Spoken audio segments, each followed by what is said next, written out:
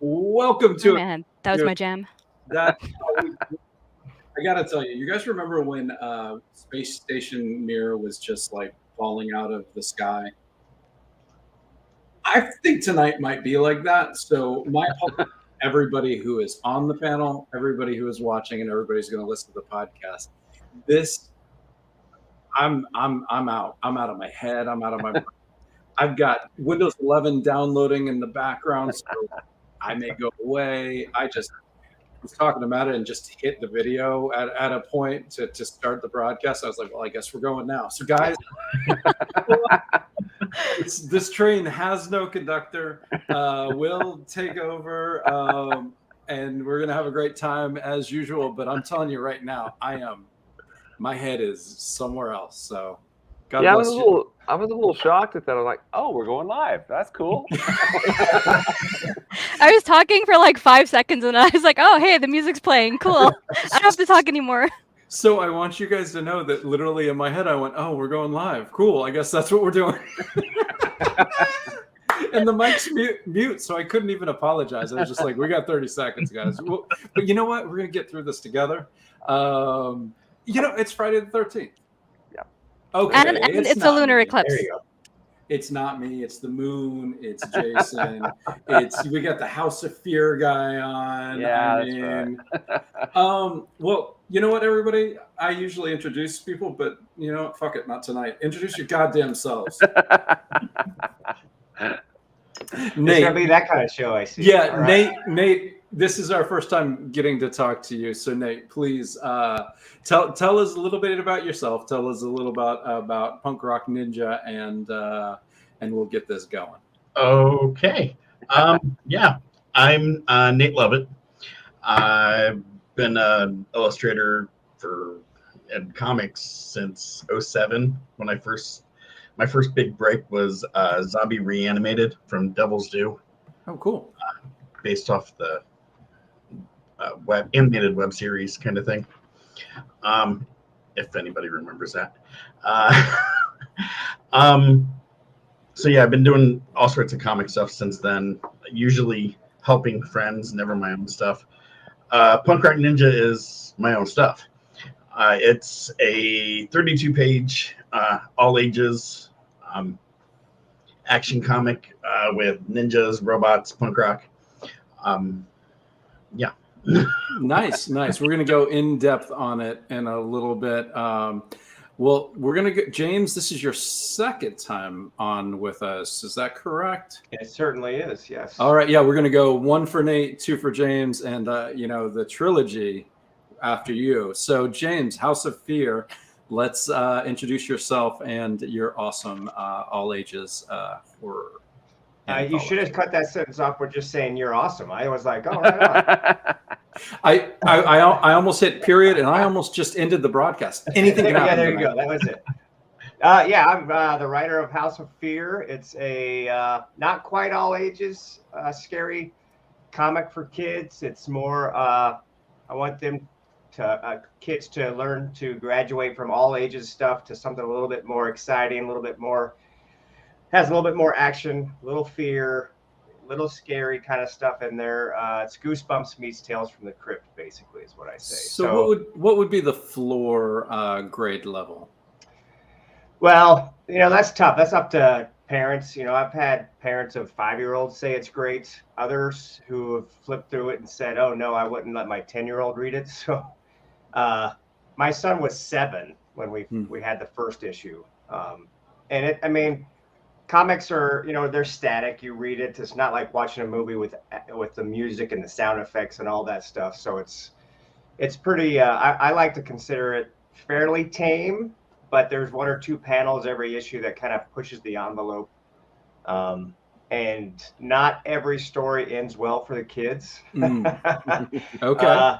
The ones that don't end well, there's usually a moral behind it, so that in theory the kids can learn from the bad things that happen. But like I said, they're all monsters. There's no guns or knives or blood or gore or anything. It's for me, it's good old fashioned fun. But it's up to the parents to decide about that. We're gonna need to get you with the shock-headed Peter people. The German stories from the 1800s where kids pick their nose and he just comes out and just snaps their fingers off.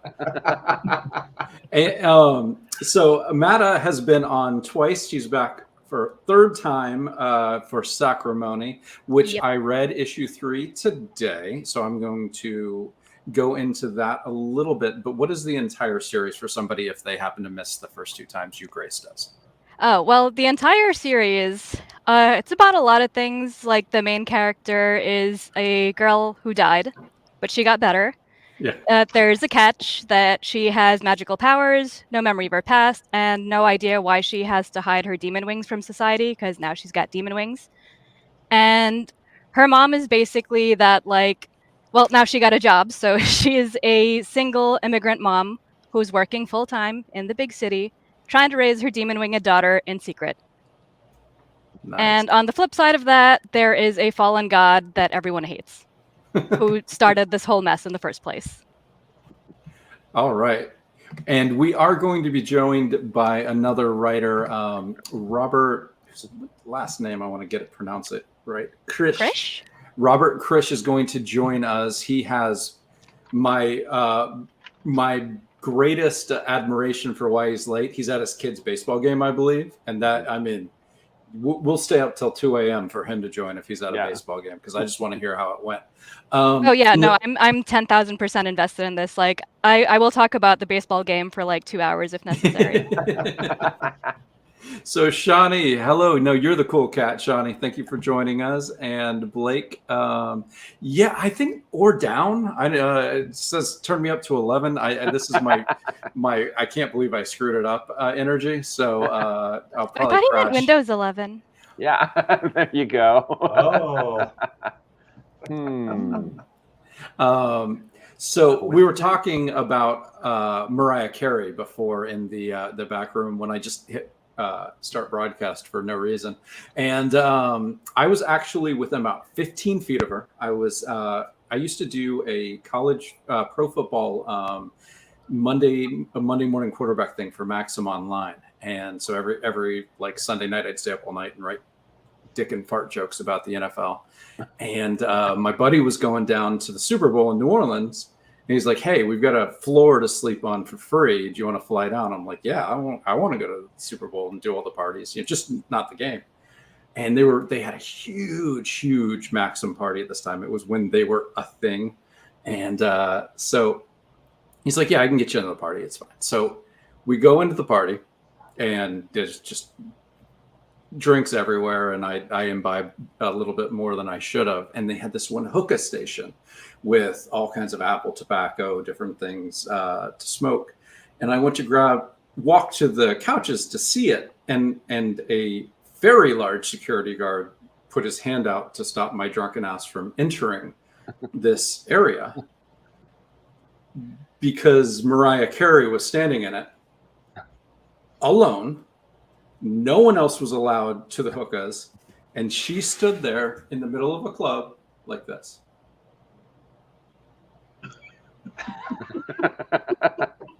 So she was high as a kite, huh? She was having a blast. No one else was allowed to have fun anywhere near her, but she was having the time of her life. So that is my one Mariah Carey sighting from 15 feet away. That is one more than I've ever had. You know what? It wasn't. I mean, I'm sure she's a nice person in real life, and if there aren't 1,000 people around her that would probably make her life miserable, but you certainly were not allowed to have a moment, I'll tell you that. But if I was a big star like her, I wouldn't let nobody near me at a hookah station either. So I promised I would tell my Mariah Carey story. I have told it, and that's the highlight of the show right there. Yeah. Well, I know everybody. Yeah, it was great. Great talk. We're going to get to a deep dive on some comics. I think that's going to be the highlight. Will, where should we go first? Well, how about we let's go. Since Mata came last on the circle, let's start there and go a deep dive on Sacrimony. All right. So first of all, I got to tell you some important news that I found out. Yes. So I set up a thing on TweetDeck to look out for, if anybody mentions Sacrimony, just in case, someone's promoting the campaign. I want to be able to thank them so I don't sound like an ungrateful asshole. And I just learned that there is a very popular racehorse named Sacrimony who is doing very well. Just won the Kentucky Derby, right? I think so. It was like it's number 11 and it won round 5, so that feels very significant for me. I mean, it has to. I mean, it's number 11 or round 5. I mean, that means a lot to horse racing, right? Yeah, I guess, but you know what? I wish it well. Kick ass Sacrimony. Yeah. No, that's awesome. If it is the one that just basically won Kentucky Derby, it was like one of the biggest comebacks in the history of the race. Oh my goodness, that is a metaphor if I've ever heard one. Wasn't it also the one biting the other horses at the end of the race? Yeah. That is also a metaphor. I mean, anything goes. It's a full moon. Y'all don't know what I am. So I have bad news. It's Rich Strike who was the long shot who won, but Sacrimony is apparently doing well in other races. So. I found a tweet that says Sacrimony has been well supported all week since markets opened up to take out at the next scone. You know what? Sacrimony has been doing well all week, and I'm very happy for it. There's a whole other language in horse racing, isn't there? Because I understood every word you said, but the order you said them in makes no sense to me. It's probably because I read it wrong because I was reading it so fast and my mouth was moving and the brain wasn't actually working. But I tried. Happen. An attempt was made. So this is your fantasy world, and I we've talked about it before, but I do think that a lot of times we have people listening for the first time. So I know that this started as your own web comic, and you've started bringing these out as individual issues. Best decision I ever made. Yes. And how long have you been working on this story off and on? Oh man, I mean, if you want to get back into its early roots, probably since I was 12 years old. Wow. Which, yeah, I've been thinking about it for 2/3 of my life basically. And yeah, I didn't know what to do with it. I didn't read comics as a kid, so I was just all right, well, I have these characters and I'm just kind of doing stuff with them. And I think it hit me in high school, because for comics, I always thought that it was just okay, superhero stuff, bad guys versus good guys beat bad guys, stuff like that. That was the only thing that could exist in comics. And then in high school, when I was a very angsty teen, I discovered Sandman, and that was a huge influence for me because I was oh my god, there's a story where these gods are just being assholes, and I do that. Mm-hmm. Yeah. No, Sandman opened my eyes to what a comic book could be. I know, he says that Alan Moore's Swamp Thing opened his eyes to what a comic book could be. But yeah, I mean, I remember reading the prelude to when Morpheus is going to go to hell and get his dream back, and he puts all of his battle stuff on, and I was so excited for the battle that was going to come. And then the next issue was just Lucifer and Morpheus walking around having a big long talk for the entire issue, and I was like, holy shit, that is. Yeah, there's no fight. There's no fisticuffs or anything. It blew my mind. That as well. That was the moment where I was just so it doesn't all have to be about action. Yeah, I know exactly. And there was what you're a fight. There was a fight where they were Morpheus was going back and forth with the guy who stole his thing. Who, I mean, it's been years since I read it, but it was they were just saying what sort of metaphorical thing they were to try and beat the other one, and then Morpheus was I am hope. And the guy's just okay, you win, you beat everything. Yeah, because if you just took even a moment's hesitation and you didn't have an answer, you would lose. Yeah, it was just a riddle game to defeat the forces of hell. No, I mean, everything goes back to Neil Gaiman on the show, so cheers. Fair.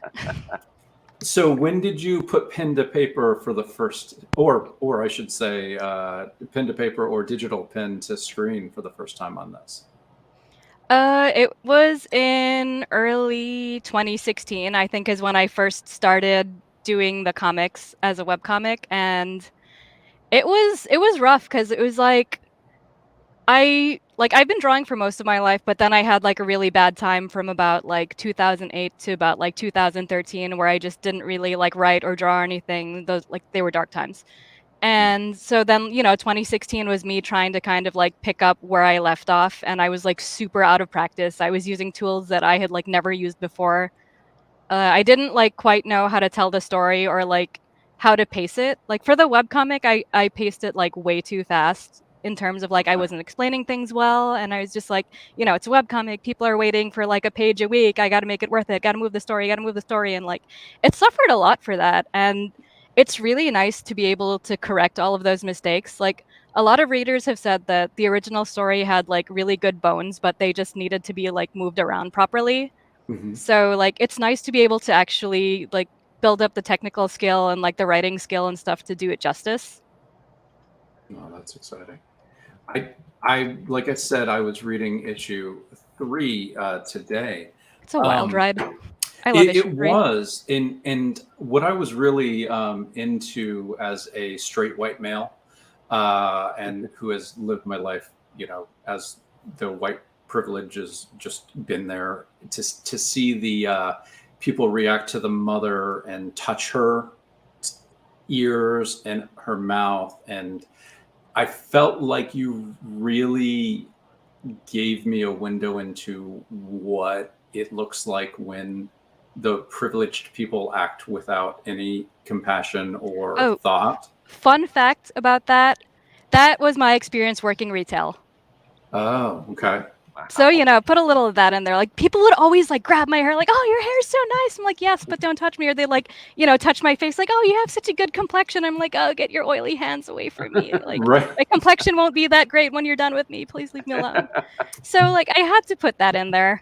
No, it was not a fun moment as a reader, but it was a very enlightening and I thought powerful moment. And Oh, it in was the it was issue. also kind of inspired by the scene in Toy Story 3, like when the toys go to like the daycare center for the first time and they get like completely manhandled by the toddlers. That was like Yeah. the most traumatic thing I've ever seen, and it's like I kind of associate it with that scene. Okay. And your art in issue 4, like the color palette, how did you what thought goes into your coloring as well as your art? I have literally zero plan, and I just start throwing colors, and like if it doesn't work, I throw other colors until I figure it out. Like that is legit. Like I'm self-taught. Like I don't know color theory at all. I'm just like I'm gonna keep changing the colors on this until it finally looks good. How long does that usually take? It takes like a couple of hours to finally build up like a good palette. But Mm. once I've got like a palette for the entire scene, it's like complete smooth sailing from there. Oh, okay. As a non-artist, I'm just like, oh, she picked blue. Well, yeah, yeah. I mean that's what it is, but it's like you have to pick the right shade of blue, because I mean if you add the blue that has too much green, then it looks weird, or too much purple, or it's in theory it sounds so simple, but Oh, well, and this is we have to shake our fist at you because you do all this yourself, and Yeah. you make us poor writers look bad because Aw. all we do is oh yeah, take I things- handmade the fonts too. So like all of the language fonts and everything. Like I've made like 10 different fonts for this comic. You're not helping, okay? Yeah, You're sorry. making it worse. I think that's something I want to do. I just haven't gotten to do that yet. I think you should just buy them from Meta. Yeah. Aw. There's a really easy site. I wish I could remember what it was called. It used to be called My Script Font, where it was like a thing that you just print out the template and you handwrite the letters onto it, and then you scan it and you upload it to the site, and then it just turns it into a font, and it's so cool. Hmm. So if you look up myscriptfont.com, I'm sure you'll get the new thing. I think it's like Calligrapher or something, but it's easy and it's free, which is the most important part for my broke ass. Here, here. Is there a physical catch-up? I'm going through the tiers right now for people to get all 4 issues if they happened. Yeah, need them? I think it was higher up. Did we scroll past it while I was blabbing away, or did I not put it? Do I have to fix that? Did I make a mistake? Let's see. Up more. Yeah, I think I had a thing that was like new to the series. Oh wait, yeah, it might be above that. Above. Yeah, I have different Oh, levels of nice. catch-ups. Okay. Like I have a really basic catch-up that just has like either the books or if you just want the PDFs, and then I have the deluxe ones that have like the audio commentary, aka me cursing into a microphone for like 22 minutes. For per book. So, you know, if you want like over an hour of cursing, this is what's up. As a daughter of a 13-year-old that's hearing us curse more often and laughs every time she does. Well, I've already backed this. I hit the wrong button. Going off the rails again. It's all good. Is it you cursing while you decide which colors to use? Always cursing. Well, so I know we've talked to you a little bit about this. You're kind of going back and you're reworking the stuff from, you know, the webcomic. Do you have an endpoint? I'm sure we asked you this the last time, but I can't remember what happened yesterday. So what's kind of the, I mean, I'm sure you have some arcs set up, but if this goes to if you tell all of your story, how far will this go? Oh man, I'll probably still be like 70 years old, like, God damn it, the pallet's not working. Like, you know, I'll get like a southern accent somehow. Because it just happens when you get old, right? It happens to all of us. It does. But yeah, I mean, I do definitely have like a set ending that I'm working towards. So it's not just going to be like, I'm just going to keep making shit up like forever and ever and get money from everyone, as cool as that would be. Yeah, there's definitely a set ending, but it's a matter of like just figuring it out, like how to get there. Because there's so much shit that's going to happen, you guys, like so much. Like, stay tuned. No, it's a huge world, so it's exciting to see you branch off and create new things. And I said this the last time. I like this fantasy because it feels very fresh. I love Tolkien. You give me elves, you give me, you know, Ents, you give me, you know, I'm cool with that. I want magic rings. I love traditional fantasy, but I also like just being like, no, here's this one. There's a god of dusk, god of day, god of day fucks up, murders somebody for some reason. And like you said, everybody hates him. You know, I like that it's just a brand new a thing that you have. All of me. It's the royal you guys. The letterer, the font maker, the artist, the writer. I like that you just created many of your own worlds, not even your own world, many of your own worlds, and that's cool. And yeah, the goal was to do something that like people didn't have any sort of predisposition towards, because like once you start throwing in like, all right, this is God, this is the devil, these are angels, these are demons, like there's already associations with there. It starts to feel like very Christian. It doesn't like feel like its own thing. Same thing with like, you know, if I threw in elves and dwarves and stuff, there's already that, you know, predisposition to like, all right, well, elves live in the forest, and if I deviate from that, then like people are going to be like, oh no, why are they in the city? Why is that like that? Like I wanted to do something where people had like no expectations and they just kind of had to like figure everything out. Like they couldn't go into this knowing like, all right, well, dwarves like this and they like that. It's just like, there's these little blue people in a mountain. Like, what is going on here? Like, let me find out more about them. No. Beautiful. All right. We will get, well, there's actually a comment. Let me check and see. The god of cobwebs and dim corners, Johnny Myers says. Well, so you're up to issue 4. Are there plans to collect this, like in a trade or a hardcover? Ooh. Yes, there is actually. Like, I wasn't going to talk about it too much, but I'll let you guys in on it. That once issue 5 is done, I definitely want to collect them together as like this grand graphic novel. I plan on doing things like if I get questions from the audience, I'll make like little comics answering them, and like I just want to make it this like cool celebration of a book to also show how far I've come, because like I tried to kickstart the original like chapter 1 webcomic, and I think I raised like I barely met my goal, and I had like 22 backers, and now I'm just like I've come so far, and I want to celebrate that with the people who have been like following the story for so long. So like I'm hoping to, you know, make something that's like the story itself will be like 150 pages, and then, you know, just tack on like 50 to 100 pages of just extra bonus stuff for people, and like just make it this really cool, awesome book. That's awesome. I have good news. We're going to find out about the baseball game. Who won? Yes, who won? We've been waiting. Robert, welcome to Explain Yourself. Thank How are you. you, buddy? Thank you. Explain the baseball game. Can you hear me? Do I sound okay out there? You sound great. We are on pins and needles. Was this a win tonight? A loss tonight? How did we do? I will cut to the chase. We won. We Yes. won the game. I feel like I should be eating pizza now. Yeah. I just came from a little post-game pizza party. Nice. And today has been an emotional day, man. And this game was crazy. I've been working with my son all season. He got one hit at the first game of the season, and it's been like 13 games without a hit. And we just been working on it. We keep pounding that rock, man. Pounding that rock. And he's just been working so hard. And I said, just wait till the playoffs. That's when it counts. Just get to the playoffs. And he got a hit tonight. Nice. He got a hit. So then I'm like holding back, and it's so emotional, man. And I'm like holding back tears, right? And then we get to the very end, and they need to have a closer, and all our like top string pitchers are out. So they turn to my son Max, and they go, "Okay, Max, get in there, man. You have to close this out." And and so we've been talking about it. He says that he's good for one strong inning. Okay. And he can shut them down, but after that, he'll give up 4 runs.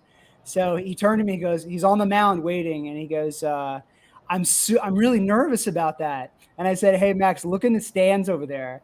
And my wife was there, and she's just like this. And then when Max turned, she went like this. She goes, oh, you got it, Max, you got it. But I turned to him and I said, hey, Max, we've been saying you've got one good inning, right? And he's like, yeah. And he did. He shut him down. 1, 2, 3. And we got out of there. And it was one of those bad news bears moments at the end where they win and all these little like 8 and 9 and 10-year-old kids are all jumping up and down. So it was good. It was great. That is awesome. Yeah. If any creators are out there, you are always allowed to come late for your kids' sports.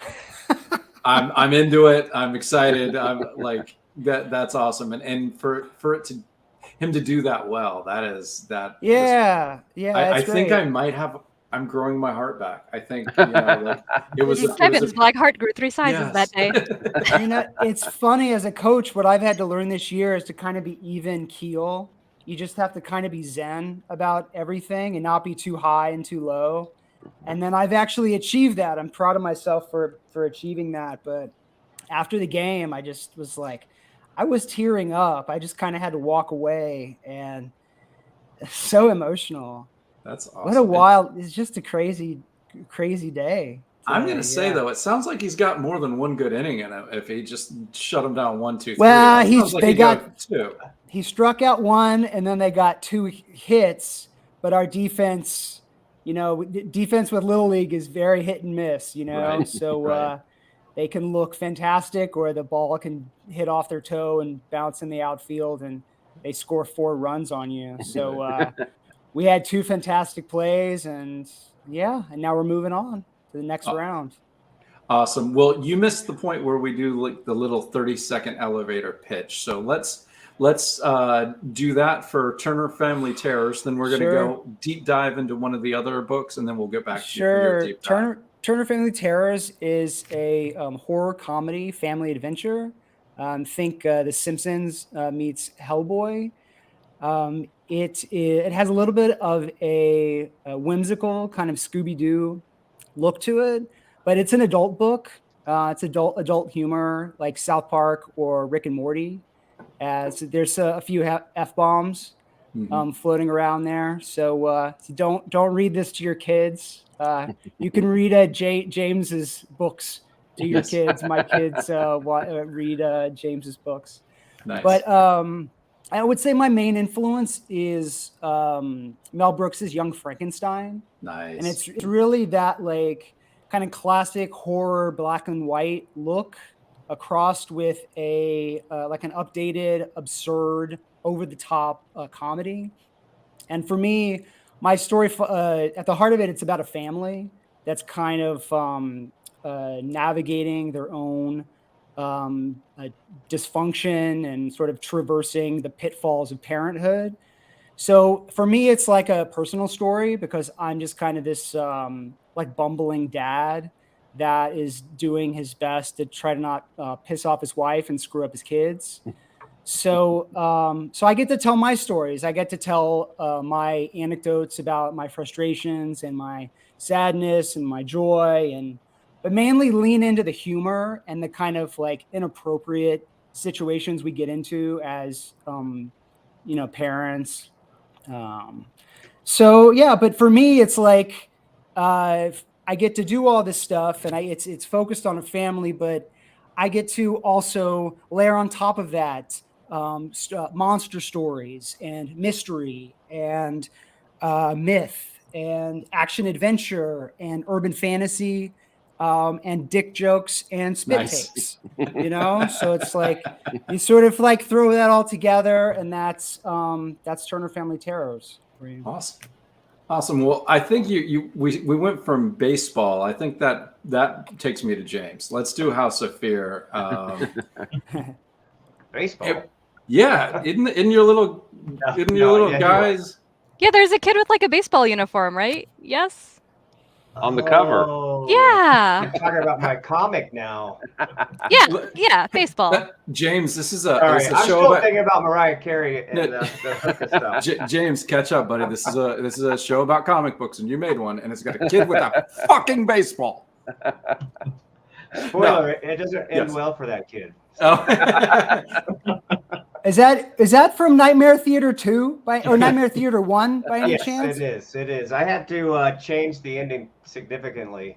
It's different. Yeah, so I changed the ending and I added 2 pages to the front so when I pitched it to Clay, I had already planned on it to be a House of Fear, but since he had limits for page count, so I chopped the first 2 pages off and then made the ending much more bloody. So you basically, in a comic book form, did what Showtime does with pornos. Like, so you have like a really hard R horror and also but it's the same story. That's awesome. It's the same story. I just basically took out the blood. Uh-huh. And there was 1 or 2 panels that were fairly graphic with the gore. Right. I toned that down. But that's brilliant. The feeling's still there. The killing. Right. It's the most important part. Yes. No, by adding the first 2 pages, I don't want to. I mean, I guess knowing that the kid doesn't make it's not a big deal, but. By adding the first 2 pages, I get that. I said earlier when I introduced the series that if things don't end well for the kids, there's a moral to it. Right. Those first 2 pages had the moral that came out at the end. Gotcha. That I chopped off. So, like, if you read the Nightmare Theater version, it's just no moral, lots of blood and gore at the end. Right. So how do you come up with which stories go in your volumes? Do you just kind of whatever excites you the most? Are there themes, or how do you put that together? So with this one, actually, I just put all the stuff that wasn't in the Dark Horse book. Okay. So that made it a lot easier. I didn't have to choose anything. I just said, and I kind of got lucky too, because it's 176 pages, which is, the way that printing works and all that stuff. It's divisible by 16. So, yeah. Nice. I know somebody's, some mathematicians out there. Wait a second, that's not right. But no, I crunched the numbers like 50 times. It was hilarious to watch me make sure that all that math worked. I did turn in a book once with 30 pages, and wanted to go to print 2 days later, and Sam at Print Lore is like, "This is really easy, Kevin. Just." It has to be divisible by 4. And I said, I knew that. I just forgot. Yeah. It's easier to say that I forgot than I added or I divided wrong. Wait, no, I mean, got divided by 4? Wait, what? The campaign started a month ago, and I was like, "Yeah, we're gonna have two pages of back filler," and then the campaign ended, and I had not done that. So yeah, I mean, that's as far as that goes. It's pretty simple. All my stories are relatively standalone. There's a few Easter eggs and a couple of them that connect multiple stories, so that kind of shows that they're in the same universe. A lot of kids go to the same middle school, but other than that, it was just grabbing all the stuff that I had ready to roll. Well, you also have a kind of a host character, right? Yeah, Boyle, the House of Fear caretaker. Yep. Mm-hmm. So he introduces every story, and he's kind of got a little split personality going on. So he's a nice grandfatherly type that introduces the story, and then at the end he's more cranky. Okay. And he doesn't like kids as much, or that's the tone that he has. You know, he loves kids, I guess, but he likes telling them scary stories. So I like kids more when I first meet them than when I spend a lot of time with them usually. Yeah, pretty relatable, right? Yeah. And as you can see, yeah, you're scrolling right past the. So I think the last I looked, we needed 3 more people. If I get 3 more people by midnight, which is 2.5 hours, we'll throw in 13 more extra digital comics. So we got 197 backwards. We got to get to 200. Yeah, I'm trying to get to 200 by midnight. Nice. Oh, we can do that. Oh yeah. So that'll be once that happens. Hopefully that happens. It'll be 26 total. I had a whole bunch of milestones planned for Friday the 13th because I love Jason Voorhees. I don't love him, but I do like the movies. So yeah, I'm excited. We'll see. No, I like these because they're, like you said, I said all ages and you said not really. There is it's not for the littlest kids. Yeah, I think kids should have a little danger in what their entertainment is. I don't think it should always be safe. I mean, I don't want you to. I wouldn't show my kid Nightmare Theater, that story. I wouldn't show her that yet. Right. But I certainly would show her a story where the kids don't win at the end. Yeah, and there's like I said, I don't want to say I pull punches or I water it down because I try to make it as gripping a story as possible, so that they're entertaining for adults, but they're much more gripping and exciting for kids. Yeah, and even the title, House of Fear, I debated that title for a long time because it sounds. I'll be honest, when I'm at a convention, a lot of parents walk by, they'll see that name and just, oh no, that's not for my kid. But my goal is for the actual reader, not necessarily the purchaser. But like, I like to imagine a kid like in his bedroom with the covers over him, maybe with a flashlight, and he's assuming that like mom and dad thinks that this is too scary, which enhances the thrills. Right. So that's why I kept that name, hoping that it could get through the gatekeepers, which are mom and dad.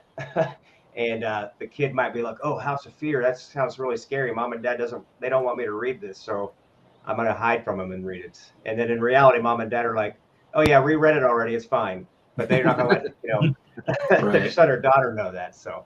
Well, you said there's 176 pages in here. How many stories are you collecting, and who's the rest of your creative team on this? So that's 8 stories. So most of my stories, I think the shortest one's 14 pages. They're anywhere between 14 and 32 pages. I try to make sure that I tell the story in as many pages as are necessary. So a lot of anthologies are like trying to keep it to 8 to 10, which is that's really hard to tell a story in 8 to 10 pages, I think. So I like to let the stories breathe a little, add a little humor, get to know the characters a little bit. So that's kind of why I try to let them, have shorter or longer stories. But I've been so lucky. Jethro came on with issue 3, but So Jethro Morales is the artist, the main artist, and then James Highslope is the guy that draws Boyle, the host, and Josh Jensen is the colorist, and then Matt Crotcher is the letterer designer, and they've been on since the beginning. So I don't know how I've managed to get so lucky to have that's over 300 pages by the same art team. Yeah, that's amazing. That's crazy. But I will. I mean, Jethro has moved on to Marvel. He's doing a lot of Marvel stuff. Josh is working a lot more with DC on the coloring. So the last two stories we created took a lot longer to get done, just because they're spread so thin. But right. So far, we've been managed to keep it alive. And as far as I'm the writer, but it's kind of fun to watch the art progress. Just to see how much better all the artists have gotten over the years. I've been working on this book for, I think, 5 years, and I don't want to say like I don't know anything about art or anything about colors, because I know a little bit. But I've learned so much about colors from Josh, but just watching him work. Well, what I've learned is you just make it up as you go, and you just, if you don't like it, you just change it, and then once you get the whole palette for the page, it goes pretty smoothly. Yeah, we have that on. Pro tip, you guys. We have that on expert authority, actually. Okay? Yeah, that's the Like, way. I don't know a lot about colors either, but I just mess around and find out. A lot of crazy make-ups. So I was able to, with this one, I feel like I'm shouting. Am I shouting? I'm not used to this headset, so I feel like I don't know. Anyway, but no one said I'm shouting. Are you guys even? No, can you guys hear me? Hello? I can't hear you. Can you go a little louder? So with this by doing the trade, there are a couple of things that stuck out to me that I didn't like in the issues, and because I had to fix Here Today, Gone Tomorrow to have a little bit of a cleaner ending in those first 2 pages, I went in and tweaked some things for the other stories. And one of those things that, well, Nate helped me with that. There were a couple of panels missing the stuffed animal in the infestation of Mr. Skinny Legs. So I asked Nate to help me draw, put the stuffed animal in. It turned out, I feel so bad because it was supposed to be like 3 or 4 panels. It turned out to be like 23. It was super easy though. I mean, it was just this tiny little. And it looks great. It's completely seamless. So you did a great job, and I appreciate that for sure. But so Josh had to go, color that too, and because Josh has grown as a colorist in the last 2 years or whatever it was, he decided to change other pages. So then the whole thing, I think, of the 32 pages, I want to say 27 were changed in some way because of his coloring, the stuffed animal, or I took the chance to fix some dialogue I didn't like. The ending had a little bit too after school special feel to it, just in this one panel. And I asked Matt, hey, can we get rid of that and add something that a kid might actually say? So anyway. Yeah. Well, so did I mean, I know you're an editor, wink, wink. I do a little editing. Did the time away from the story kind of give you, a better editorial eye against it? Because I know that I am my worst editor, which is why, I have you. But, that distance, is really hard to get. And since you had done this story previously, did that help you, kind of go back and look at it more objectively, or?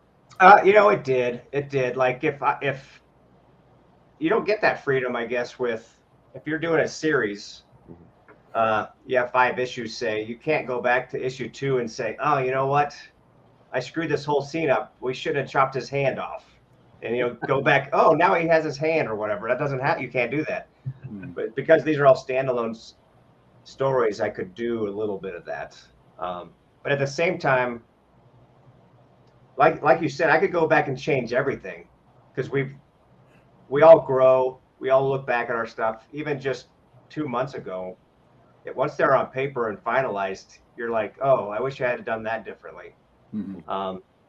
But I kind of forced myself not to do too many changes, just something that's subtle that might help the reader figure something out. Or by introducing the stuffed animal, it makes the whole I hate to admit it, but like the whole story was about the stuffed animal.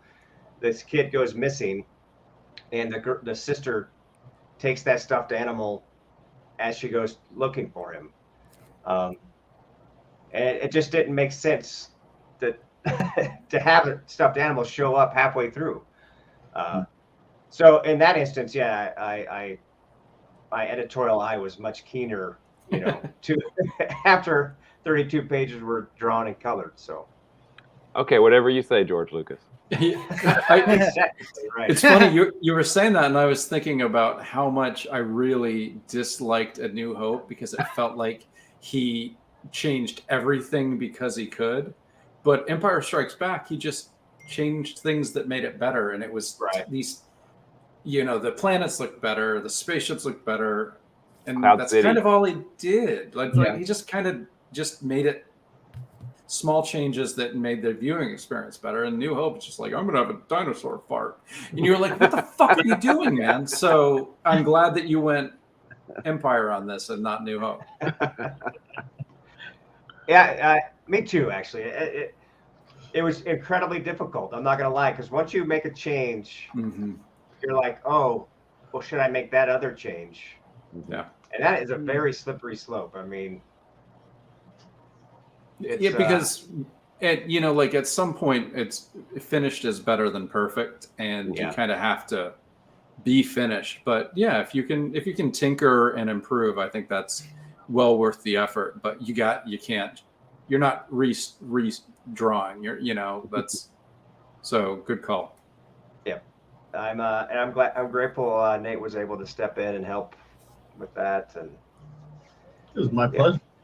Yeah, I'm excited. I mean, these aren't special editions, but maybe they could be. Maybe there'll be a House of Fear Volume 2, the Empire Strikes Back version. Less New Hope, or less Hope could be the name. I don't know. I'll have to work on that. Well, Nate, that seems like a very nice segue to get into Punk Rock Ninja a little bit. I'm gonna pull it up. So you said this is yours. Are you going full meta on us? Did you write, draw, color, and letter? Yeah, I'm doing it all. The only thing I didn't do is edit, which actually James did that for me. What? It's great. It's so awesome. It is a really good book. So yeah, I wrote it. It started off as a 8-page pitch for an all-ages anthology that got rejected, which was fine because it was a last-minute throw-together idea that I liked it enough that I wanted to do more with it, and it ballooned to 32 pages. So, and now I'm trying to figure out how to do more, because I've gotten the reception and interest in it has been more than I anticipated, I guess. So I was like, okay, I definitely have to come up with more now. So I see Boyle. There's Boyle, yeah. There's Boyle, yeah. So this is your first campaign, correct? Yes. Yeah, first campaign. Figured about time to. I've had enough people tell me I need to get a Kickstarter going, because I've got other ideas and books I want to do, and this is the one I decided to go with. Start off. No, it's so vibrant. Like, as soon as I saw this, James said, "Hey, can my buddy come on?" And I was like, "Of course, yeah." And then I looked at the page. I'm like, "Oh shit! If I would have seen this anyway, I would have been looking for this guy anyway." It's just so vibrant, and the art is just so strong. Them some good color palettes. Yeah. I went to school for it. Well, Did they teach you the way Mata does it? Was it like a Plenty short of- class? that way, because actually a page I was doing earlier just was not working, and I changed colors after colors after colors, and finally found something that I liked. So I feel so validated. Thank you. just because I went to school doesn't mean it always works out that way. You know, when you were talking, I'm joking, but you were talking, it reminded me of what Fellhound told us about her art. Like, she just kind of like looks at the page and thinks about what colors might look good, and if she thinks red will look good, all of a sudden her lead character has rocket shoes because she needs red. Yeah. And then, you know, like, okay, she has rocket shoes, and that's a new thing that's in the story. So, like, it's everybody's finding their art while they're doing it. It's just not everybody is as honest as you are. Oh, hey, that's the guy. That's the guy that did the comic. Yeah. I know him. Oh, wow. Yeah. We should get him on. Yeah. So, do you write out a full script and then draw from it? Do you? I start off with notes and I build it into a full script. I've worked so many different ways with other people's scripts that it feels weird to not work with a script for me. So I read out a full script and then work from that. So Awesome. Well, now we saw the picture of Boyle up there. So I assume you're doing a crossover print with the House of Fear and James. So that if they how does that work? that is if you back both Punk Rock Ninja and House of Fear, you get the crossover print. Nice. So at the physical level? Physical and digital level. Send the digital file, you know. Nice. Yeah. Tate echoes all of our sentiment. It looks great. It's vibrant and it's fun. And so you said you're looking for ideas to kind of expand this. Yeah. So this is a standalone story I'm feeling. Yeah, it's a standalone story, but it's definitely left open where you could do a lot more with it. I just have to figure out what. Yeah. you gotta park downhill, man. You gotta park downhill. That's why you get the cliffhanger at the end. Gives you something to start with the next time. I just want to commend all you guys who are the writers and artists. I think it's just amazing. Like I can't draw at all, and for me as a writer, being able to give something to my artist and then they do their thing and then I get it back, and then there's like a certain rush about that. And I just one of my favorite things is being able to work with artists, because I just hold them in such high esteem. You just do something that is beautiful, and my brain, I just can't do it. So it's very cool. It's whenever writers and are also the artists, and I just big props to you guys. So. Yeah, Thank you. That raises a question. As the writer and artist, do you guys get a rush when you send yourselves the art? Do you email No, yourself when you go to bed and wake up to it? I'm like, oh my God, this asshole sent me more work. I can't believe this. I keep, for whatever reason, drawing things with crowd scenes. Yeah. Yeah, let's do, You got to talk to your writer, man. I don't know what to say.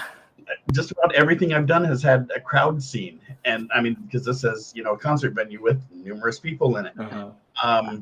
One of the other books I'm working on is Carter Kane. There's been a packed airport. There was a market, a packed diner.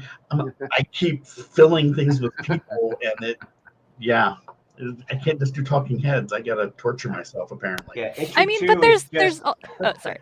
Issue Isn't two there is just her okay. in a coffee shop with one other person. She goes acoustic. Yeah.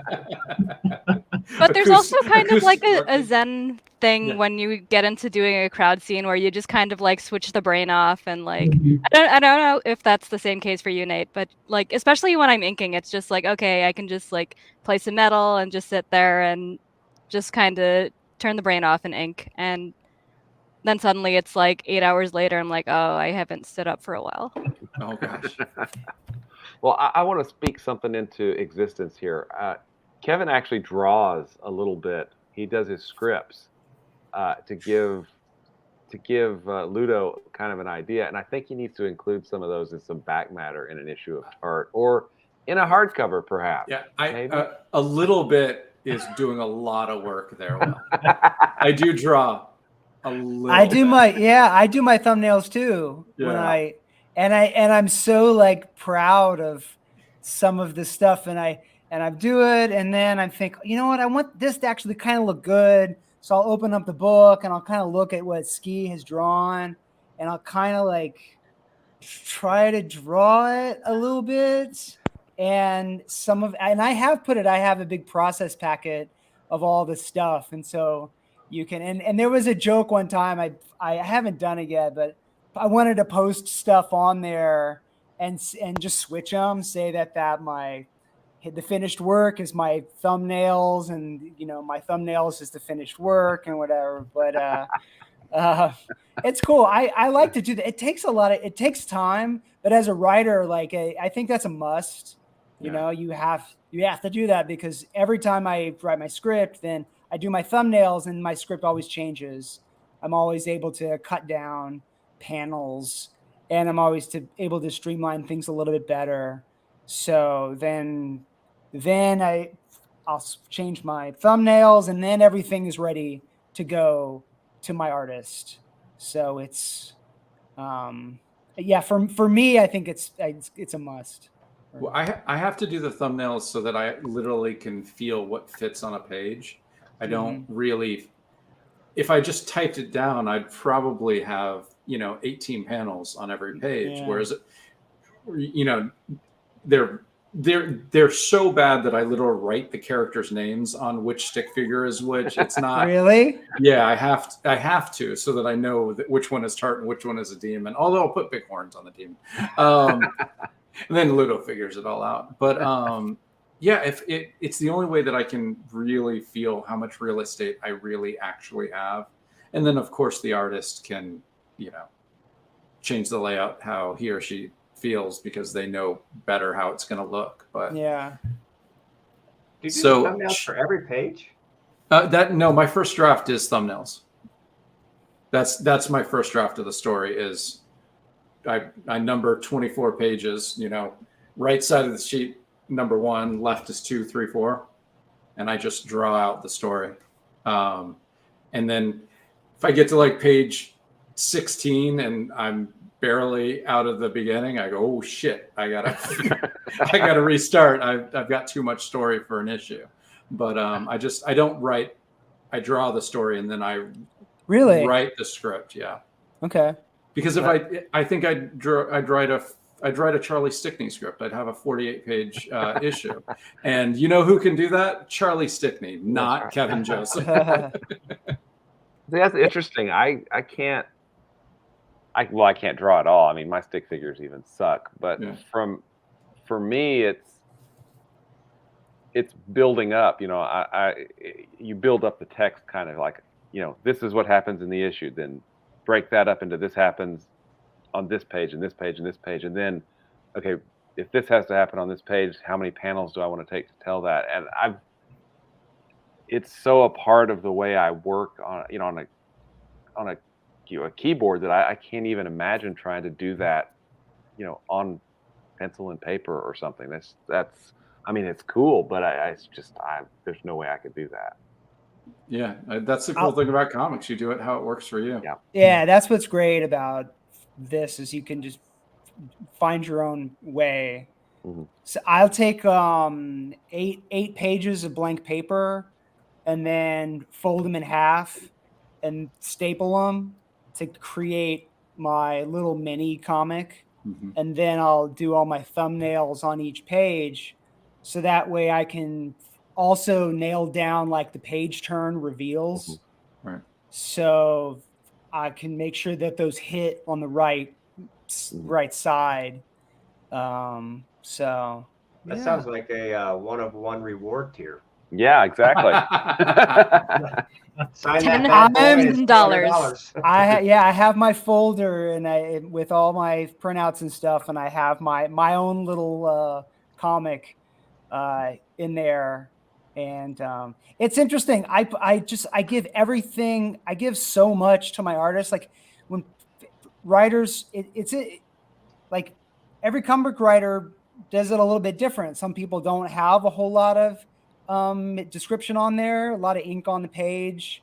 Some people have a lot of description.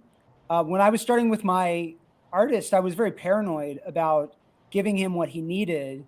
So I asked him, and he sent me a script, and it had a lot of description. It had some hyperlinks to images that inspired the artist. And so I do that as well. And then I go one more step and I do my thumbnail pages, and I put a link to that on each page. So it's a ton of work. But at that point, there's a little bit of a language barrier between me and Ski. He's a Russian speaker.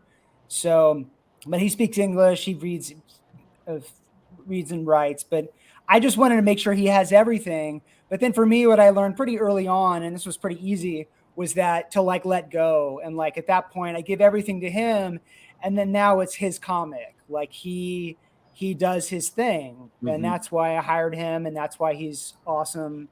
And so I let him do his thing, and I get it back. And it's at least what I had in mind. But then any changes that he's made, probably 20% of the time, they're just that much better. And so it's a lot of work, but it's like it turned out to be a pretty good workflow that way. So Nate and Matt, I'm going to ask you guys, because you write and draw your own thing. How much conjiggering is there after you've laid out a page? Are there ever pages that you completely relay out after you've done it? Or is it kind of once it's there, it's there? Who wants to go first? You can go first. Damn, put me on the spot. Like, the way that I work usually is I kind of put just the basics of what I think is going to be said, and like I'll come back to it later once the whole thing is like drawn and colored or whatever. But like I'll basically put the text on the page, kind of move it around, be like, all right, this leaves enough room for something to happen. I'll do the thumbnails, and I'll do that for like a chunk of scene, which it could be, like 5 pages or 10 pages or whatever. And then I'll just leave it, and I'll come back to it after a week and then be like, all right, let me see what works, what doesn't work, if this is too long, if it needs something else.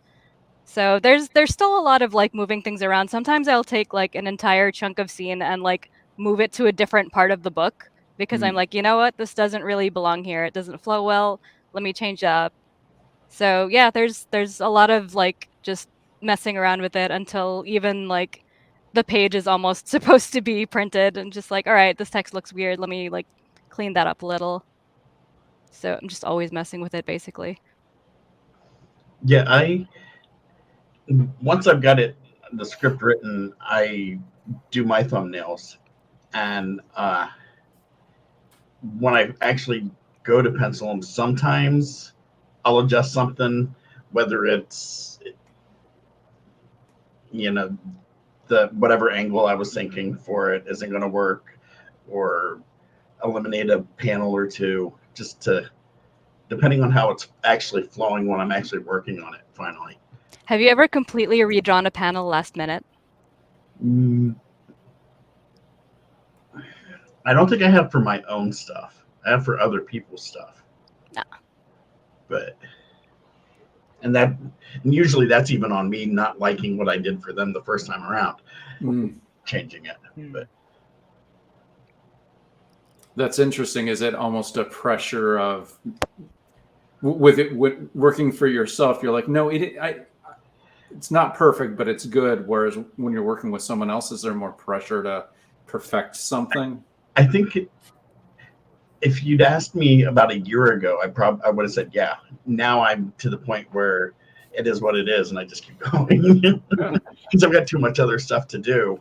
So I'm like, if they don't like it, well, I'll fix it and inks or whatever. And Yeah. but yeah, One of the editors in TV that I worked with, he always used to say, "It's better than good. It's done." And you know, I've always tried to remember that. Just like, yes, you want to make it as good as you can, but it's better than good. It's done.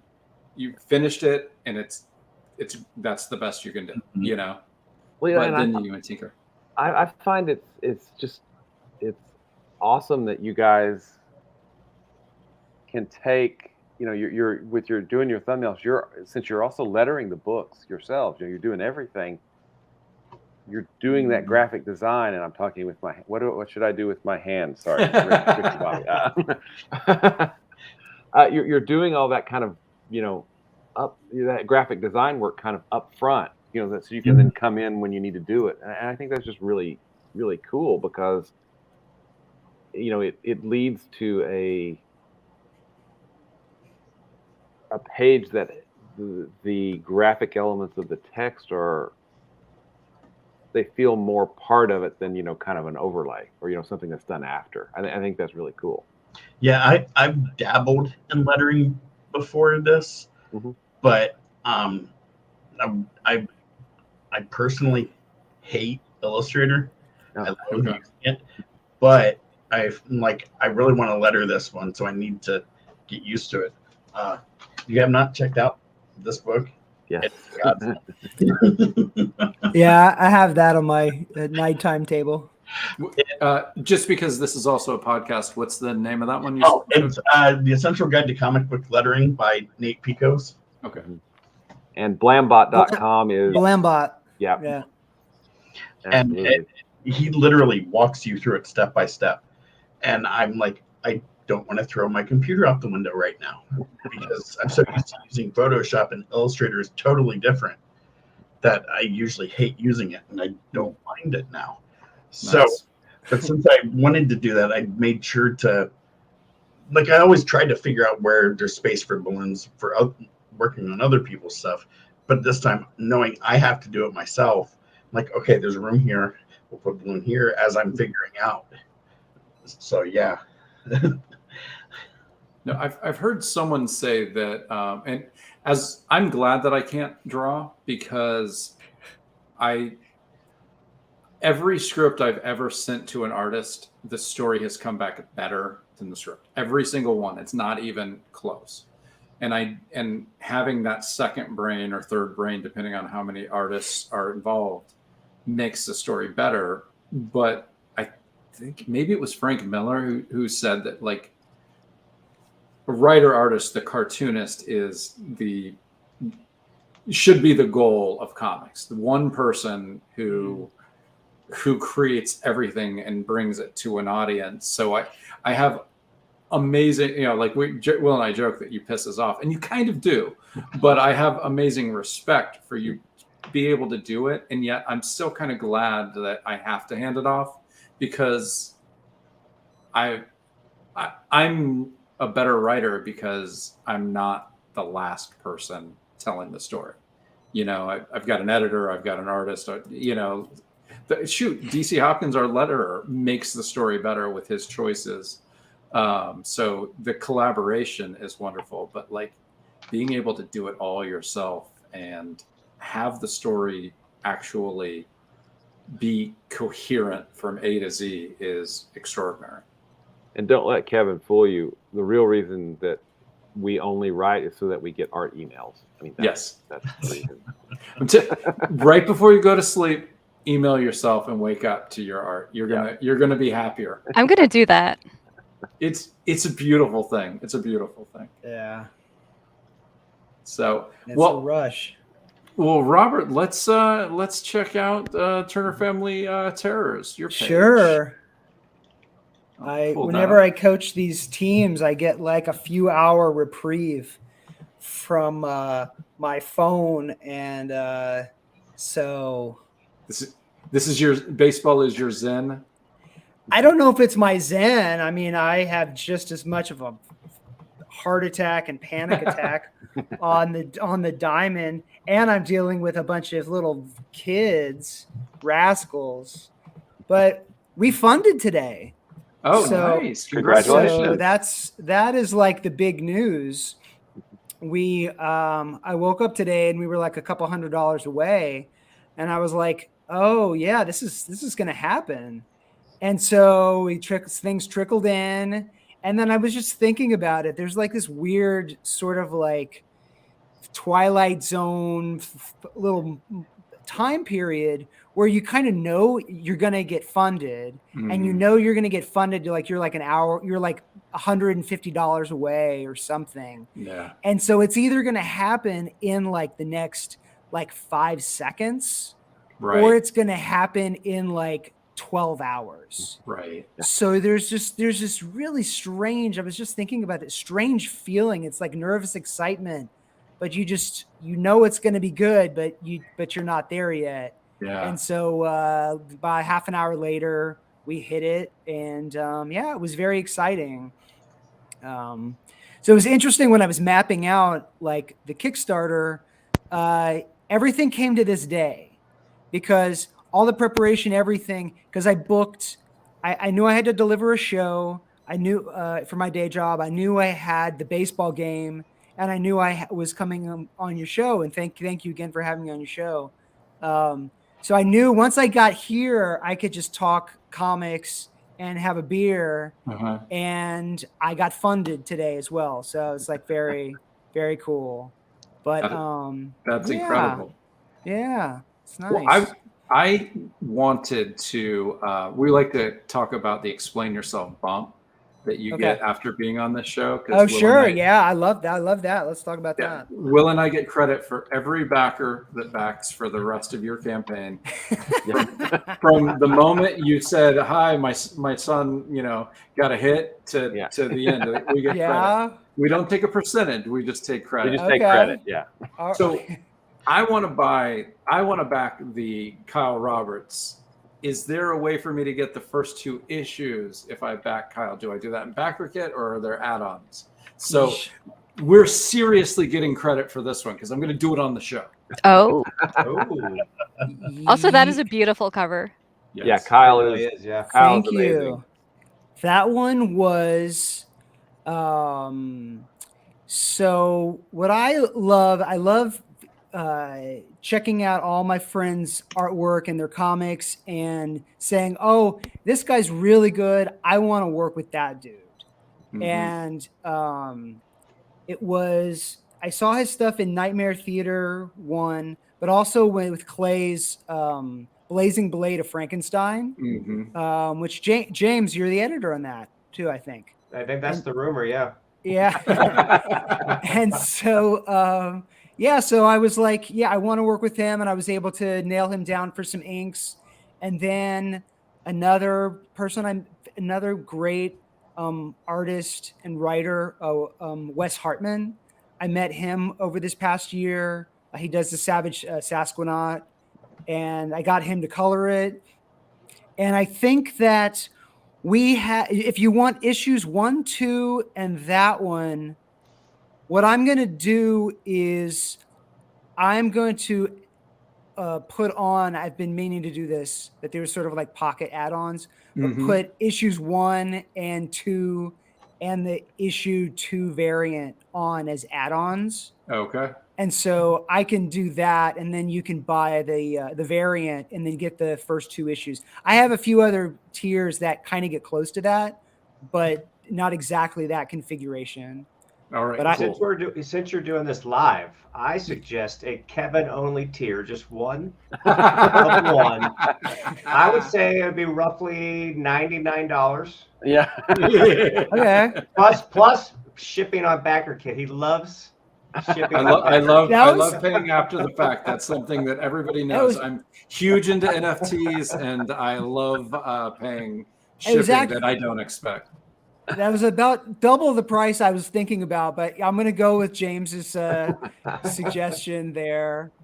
And so we had some great covers.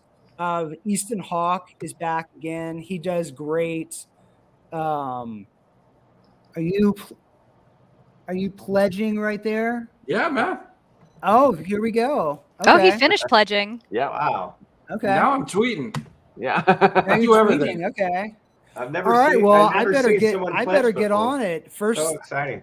Give me a little bit of time. First thing tomorrow, I'm going to add my my extra add-ons and make that update about the super special Kevin. add-on so that you can now get Listen, courtesy of Kevin. I really appreciate it being special to me, but I'm going to be magnanimous here, and I'm going to say you can allow more people to pledge it and charge less than James. Okay, all right. I'll think Both about things. that. More people, less money. I'm perfectly fine with. Yeah, I don't know. We'll see. See how it You know, goes. you do something that I do a lot too, which is have multiple covers because we're doing single issues. Matta, you've got a bonus cover that you've got for this issue number 4. Yep. But I didn't notice, Nate, did you have multiple covers for Punk Rock Ninja or just a Nope, single it's cover? just the one. Okay. Yep, I kept it simple. Well, you don't want to piss off your artist by bringing Yeah, I in know. some other. Having 18 covers. And I suggest a new add-on, Yeah. special cover that has like a giant crowd scene. At least 250 backers all on the cover. No, It's going to be a Where's Punk Rock Ninja in this, Yeah, Jeff Darrow level of detail cover, right? yeah. So, Robert, we got into the pledging and stuff, but how long is this arc or is this series envisioned to go? So this volume is going to go 4 issues, and we started out 2 years ago, maybe 2.5 years, and we have completed 3 issues, and we're 7 pages done with issue 4. Ski's working on that right now, and so we also did a 6-page short story in Nightmare Theater 2. And so I was thinking about this today, actually trying to count how many pages we've actually done. And so we've completed 103 pages of artwork in the past 2 years, almost 2.5 years, something like that. And so we have, the last issue is 30 pages. So we have 23 pages left. When I get the next 6 pages from Ski, then we'll almost be halfway done with issue 4. Mm-hmm. And then that's sort of been the goal. That's been the dream, like starting down this journey, starting down this path a couple years ago, was to make the trade paperback, to make the graphic novel. And I wrote the outlines, and I wrote the scripts for a couple of them, and the rough scripts for the last couple. And yeah, and here we are, like 2.5 years later, and one worldwide pandemic, and issue 3 got funded. That was your today. fault? It was my fault. Yeah, man. Jesus, dude. I screwed the pooch on that one, dude. Sorry. I'm really glad you got your comic in, but you didn't have to do that. Yeah. But it's so that's with and then I know where it's going after that. Okay. But I'll probably do a one. I'm messing around with doing like a Christmas special type of thing, just sort of kind of being a one shot, but doing it in a some sort of theme, some sort of just a 22 pager that I could do. And then we'll see how things go, and then maybe dive into the next volume.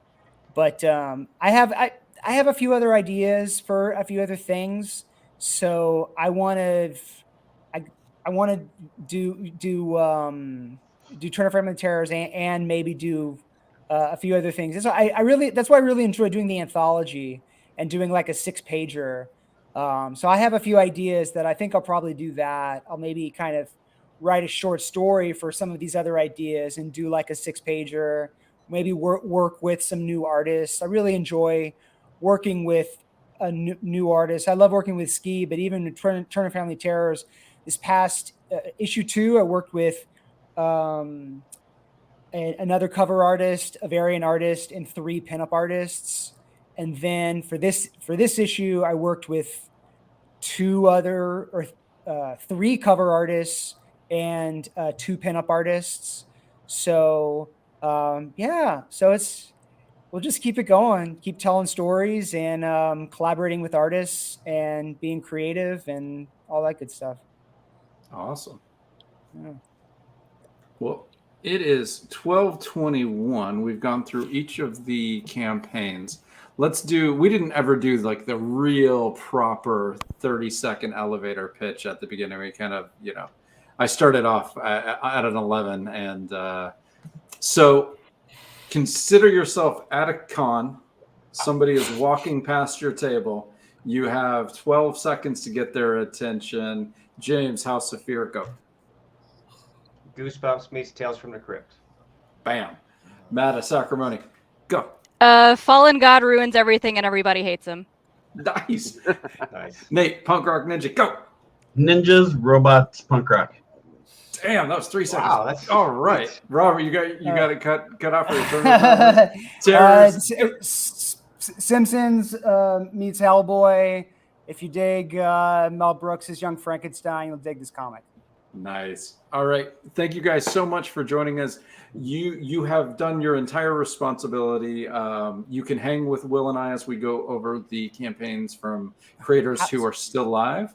I got a question. How's James doing getting close to 200? Good question. We were 3 away at the beginning. And we are 3 away. We're still 3 away.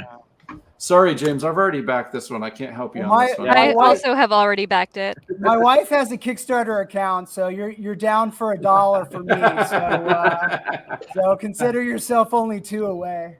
Yeah. It's funny. I joked with Will and Kevin earlier that every time I promoted that, the bundles is saying once we reach a certain milestone backer number, I would get a flurry of $1 backers. Hey, I love all the backers. That's great. I love it, and I just thought that was kind of funny. So, I totally expect, in the next 2.5 hours or whatever it is, to see 3 $1 backers. Hey, 90 cents in your pocket each time. I will be honest. So it's well past my bedtime. So I won't wait up until midnight. If I'm at 200 at 6:30 in the morning or 4:30 whenever I wake up, I'll accept that. So yeah, I think that's fair to scoot it over a little bit. Yeah. Well, then I won't wait up either. And you just email me in the morning and let me know if my wife needs to throw you $1. Okay. Yeah. Hey, we're at $1.99. I need $1. I just said it's past my bedtime, and it's only 10:30. You guys are on the East Coast. Some of you, aren't you? Oh yeah, it is like an hour and a half past my bedtime. Yeah. Same here. I'm exhausted. I'm going to bed. Robert, it was great to meet you. Congratulations on the great to meet game. all you guys. So nice to meet you, Matta. Oh, nice to meet you too. It's been cool chatting with you online. We've been very supportive. It's very cool. So it's nice to see your face and say hi. And nice to see James again and meet Nate and Will and Kevin. So this is great. Thank you. Tell your son he's my new baseball hero. Yeah. You'll see some signed baseball card now. You'll see a big video tomorrow on Facebook with his big hit. So nice. Looking forward to it. Have a good night, James. All right. Have a great night. Good to see you. Thanks for having me on. Thanks. Talk to you guys soon. Matta, you can go to sleep too. I don't want to. Yeah, I'm about to hit the old dusty trail. Always great to see you. Always great to see you guys too. All right. Have a great night. Good night, Nate. And Nate took off. He didn't even say. He just noped on out. I'm. All right. We're gonna edit Nate out of the podcast. Yeah. Done. No, of course not. He was awesome. Okay. All right. Night. Go to bed. Miss you. All right. So let's do this. Well, I think you and it is New Rat City. New Rat City. Honor Vicent's amazing sci-fi cautionary tale. basically Manhattan is underwater because of global warming. All the humans have to leave, and decades later, it's basically just a tourist place that the animals have overrun. You are no longer allowed to hurt animals in any way, so pest control is definitely different. But the animals have gotten so in control that the city is going to let them kill animals for 1 week. And there's just this amazing sci-fi story that's well researched, educational, but does not get in the way of a great story with amazing art. I can't say enough about New Rat City. Yep, it's awesome, definitely. And honestly, that's about it, I think, man. Well, we'll put up the thing. Last week, I remember we forgot to put over Crossover Division /KS to your preview page so that everybody can be there on day one of Crossover Division's launch. Number 4. What day? You told me this today. You're looking to launch on Tuesday the 31st. Tuesday the 31st. We're going to run until July 1st. So awesome. A 31-day campaign, basically. And you've told me that something's maybe coming from the world of Tart, right? We are getting real ready. Let me see. I turned in the Tart hardcover collection to be reviewed yesterday. And the project status is it is still in review, which is not at all a surprise. You know what? Why don't I share the page?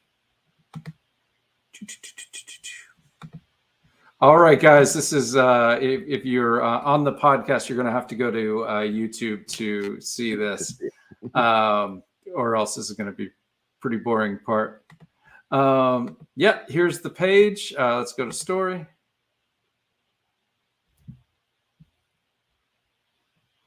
This is some Kickstarter behind the scenes stuff. Yeah, this will be a collection of issues 4 through 7, which is the submerged arc. But we're going to do this as a hardcover, and it is going to match exactly the hardcover collection that we have for Adrift, which I'm going to go grab really quickly, and I'll tell you the story behind it, actually. And while he's doing that, we don't want him to hear this, but I'm really looking forward to this book because I've got the other hardcover, and this one's going to match it, and I'm going to get no, and he's back, and I have to shut up now. No. Oh, no.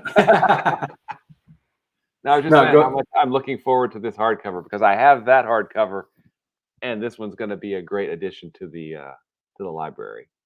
Yeah, I'm excited. I've always wanted Ludo's books to be on a bookshelf. Actually, once he started turning the art in, I was like, oh, this is kind of like Tart is a better book than I can make, which I say without insincerity. It's just like I probably wouldn't make this book without Ludo's inspiration and what he likes to draw on. I'm just always trying to give him something that excites him. Mm-hmm. And so we had a chance to get this hardcover made for a printer that was coming into business, and they wanted to show off all of the really cool, interesting things that they can do with the like the foil on the book and the dust cover and these cool inside things.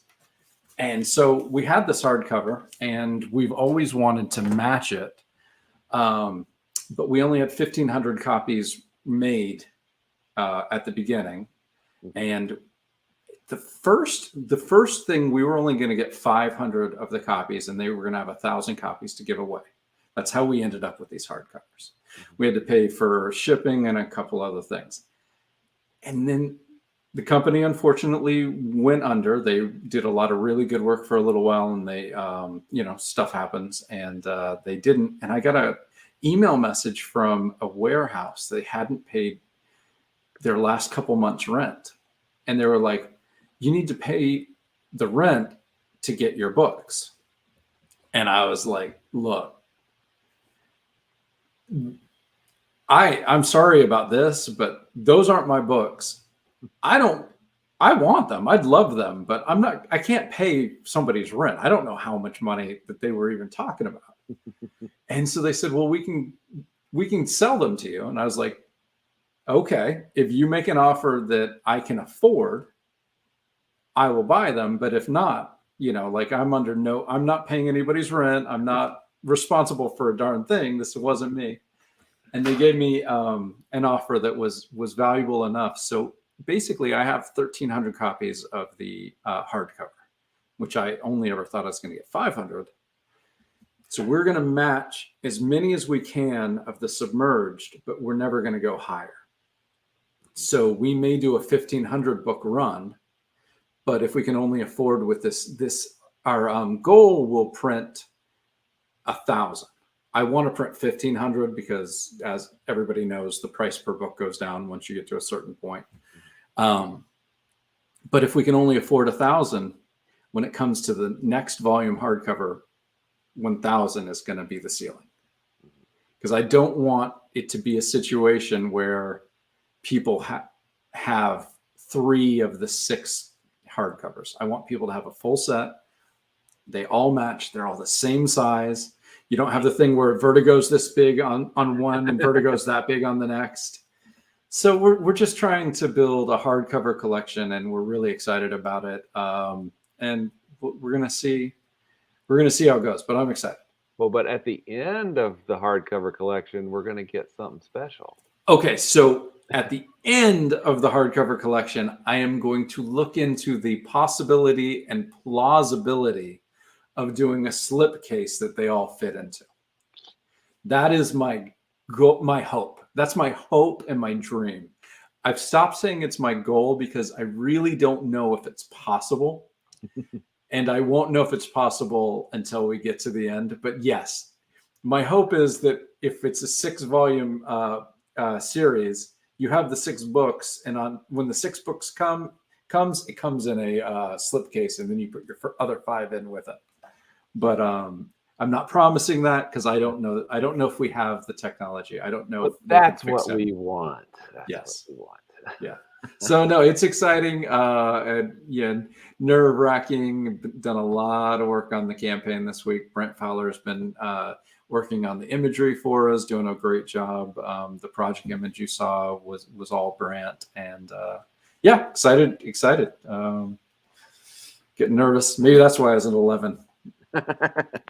Hey, can we show the sign-up page for Crossover Division number 4?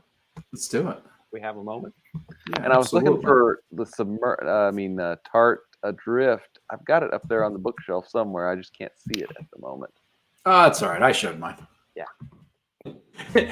You don't have to show me yours. I showed mine. It just took a really weird turn, didn't it? It did, didn't it? They shouldn't leave us alone together. They shouldn't do it. Nope, they should not. So here it is, that gorgeous image. Oh yes, Emily Pearson, awesome artist, doing one of our variant covers. In fact, on Monday, I will be revealing the final cover to my mailing list, the Midnight Hour, by Fellhound, and Fell is an amazing artist too. So we'll be revealing that, and then I'll of course be spamming Twitter and Facebook as much as humanly possible over the next few weeks to promote those covers, because the art on this is awesome. And the standard cover we have a standard cover by Alice Leclerc, who did the art for number 3, which is in the printer queue at the moment. Yes. Okay.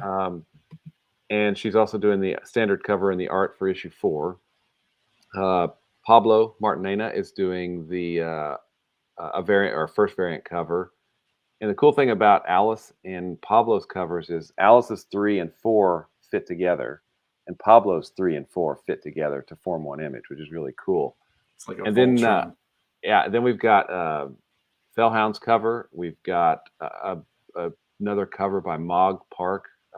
If you've hung around us a little bit, then you know that Mog has done does amazing work, and she's doing the art for Snowpaw by our buddy Rob Multari. So 4 variant covers and a standard cover, and we'll be launching at the end of the month. So I'm excited. Oh, and we're up to 142 followers. That's pretty cool. Yeah. I was really happy to see that I had followed it. It would have been embarrassing. Yeah. Shawnee says the art is awesome, so spam away. We plan to. We plan to, absolutely. And Mog is awesome. Yes, Oh, she she's is. incredible. Yes. Mhm. Yeah, and she does a lot of our art has like extra sensory stuff. So if you see it in real life, it's a whole nother piece of art, which is pretty neat too. Absolutely. Well, there's exciting stuff on the horizon, Will. That's right. Good stuff. Yep. All right. Thank you. Yep. Thank you to everybody who was in the chat, everybody who watched live. If you're listening to the podcast, other podcast hosts say to rate and review it. So I guess do that. I don't know. Yeah. I don't know.